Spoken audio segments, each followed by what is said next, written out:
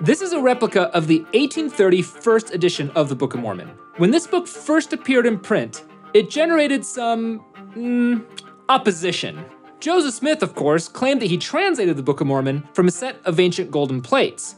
The book itself purports to be an ancient record written by multiple prophets on the ancient American continent. But for skeptics of Joseph Smith's claims, there had to be some other answer for how he produced this 588-page book. One early critic named Alexander Campbell was confident that never was a book more evidently written by one set of fingers, nor more certainly conceived in one cranium since the first book appeared in the human language than the Book of Mormon. Seems simple enough, right?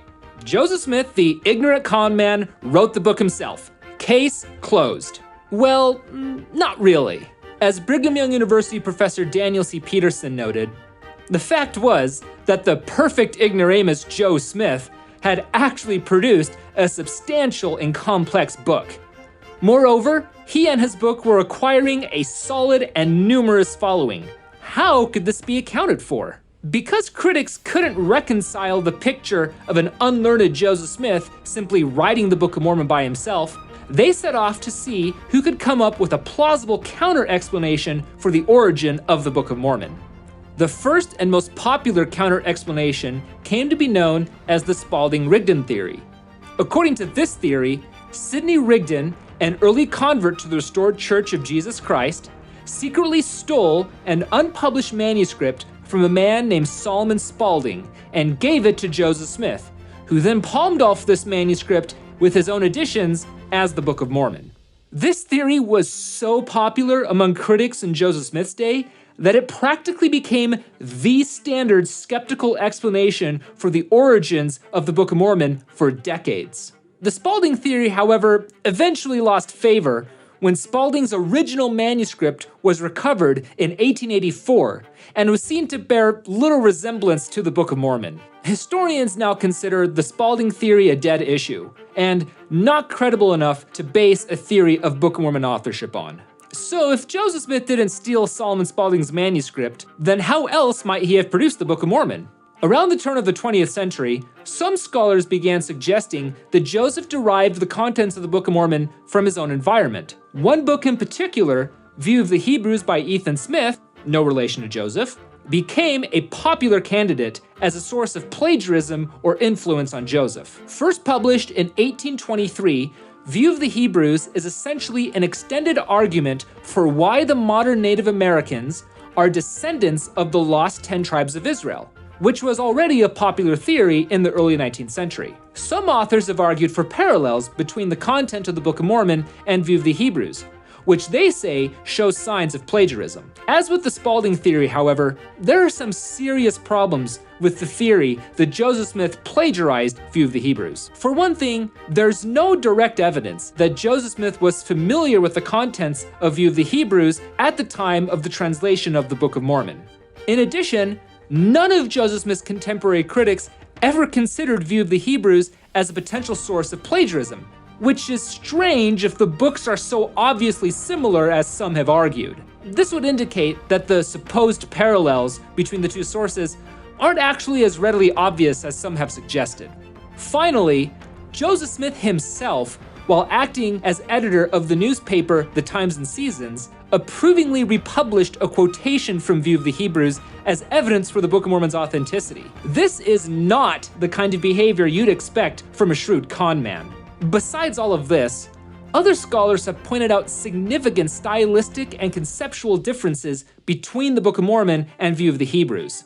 The Church of Jesus Christ of Latter-day Saints itself considers the parallels between the two books so weak and non-threatening that its own flagship university, Brigham Young University, published its own edition of View of the Hebrews in 1996 for all to freely examine and compare.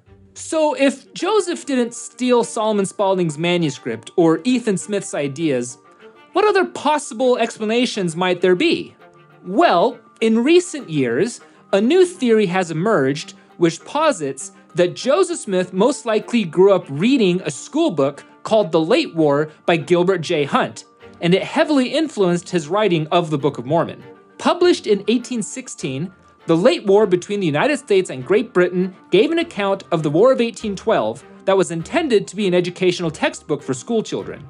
To support the idea that Joseph Smith drew from this book in fabricating the Book of Mormon, some authors have pointed to parallels between the two books, including over 100 rare phrases that bind the Book of Mormon to the late war. But like the Solomon Spaulding and Ethan Smith theories, this explanation suffers from many glaring problems. As demonstrated by recent statistical analysis, the similarities and linguistic parallels between the Book of Mormon and the late war are more easily explainable as shared imitation of the language of the King James Bible and not direct literary dependence. Beyond this, others have pointed out that many of the parallels typically listed between the two books are actually rather weak. These problems with the late war theory indicate that, in all likelihood, rather than the Book of Mormon flagrantly plagiarizing Hunt's work, the two books emerged alongside each other in a shared early American literary culture.